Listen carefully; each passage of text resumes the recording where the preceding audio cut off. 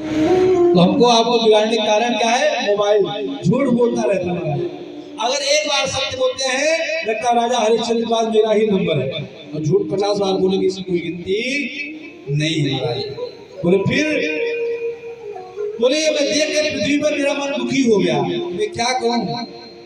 बड़ों का आदर समाप्त हो गया, संतों का सम्मान समाप्त हो गया। एक मछली पूरे तालाब में बंदी करती है। अगर एक आपके गांव में कोई गंदा व्यक्ति है, एक परिवार में, उसका पूरा वंशज महाराज गंदा कहलाएगा। कहने वाले आपके सामने नहीं कहीं देंगे, अरे मैं जानता हूँ उन्हीं की सुपुत्र हो, उन्हीं के औलाद हो, लो ये वो, और उसका भुगतान हम आप सभी करेंगे। इसी तरह एक मछली पूरे तालाब को बंदी करती थी महाराज। संतों का सम्मान नहीं रह गया। ऐसे कुछ संत आ गए जिनकी वजह से जो अच्छे संत हैं उनकी भी अहमियत लोग भूल गए। और ये जो पृथ्वी चल रही है संतों की कृपा से ही चल रही है, क्योंकि बिना भजन के ये जीवन टिक नहीं सकता है। भजन और भोजन दोनों एक स्वरूप है। भोजन में मात्रा है, वहां के सामने वो लिखा हुआ है, वो ये कह रहा है कि भैया मात्रा के हिसाब से भोजन करना।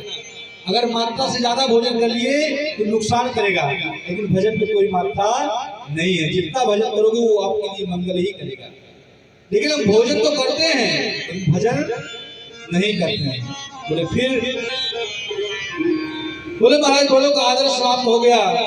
और एक बात हो गई, घर में नई नई बहुओं की चलती है, बड़े बुजुर्ग से कोई बात करने वाला नहीं रहता महाराज। जो नई बहू आई है उन्हीं की महाराज चलती हो गई है, वो जो कहेगी वही कार्य होगा। बड़े बुजुर्ग से कोई सलाह लेने वाला नहीं है।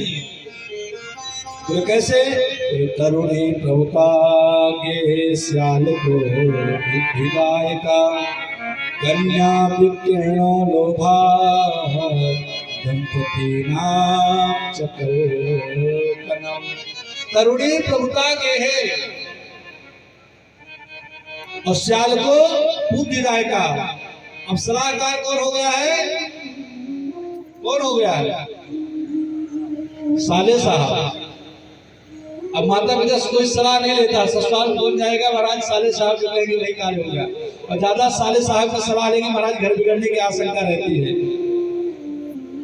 क्योंकि अलमारी आप देखते दीवार में ज्यादा अलमारी काट देंगे। ब्रिज की एक कहावत है बड़ा सुंदर कि दीवार बिगाड़े आरो और घर बिगाड़े सारो।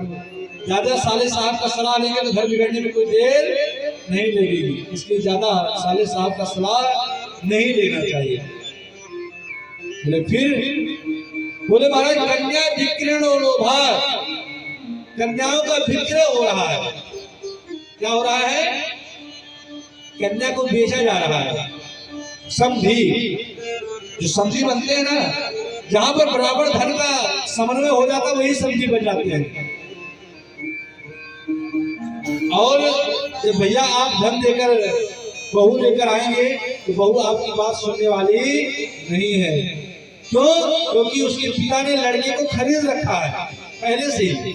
जो बहू कहेगी उसी को बेटा करना पड़ेगा। बाद में कहेंगे महाराज मेरा बहू सुनता नहीं, मेरी बहू नहीं सुनती, मेरी बेटा नहीं सुनता। बोले कैसे?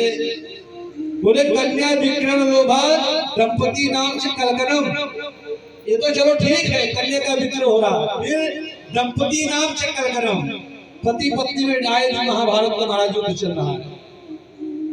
डेली किसी न किसी बात को लेकर महाराज युद्ध चल रहा है। ये भगवान धन्य है ऐसे अगर परिवार हो कि प्रसन्नता से एक टाइम भोजन करके चैन से सो जाओ, समझ लो आपका जीवन मंगल है, आप बहुत अच्छे से रह रहे हैं। समाज में बहुत ऐसे ऐसे लोग महाराज पड़े हुए हैं कि 4 बच्चे की जगह महाराज 5 चूल्हा जल रहे हैं। 4 बच्चों की जल रहे हैं, एक माता पिता की जल रहे हैं, और उसको भी रोटी मिलने वाली नहीं है। नाम के लिए बेटे हैं लेकिन काम के लिए बेटे नहीं।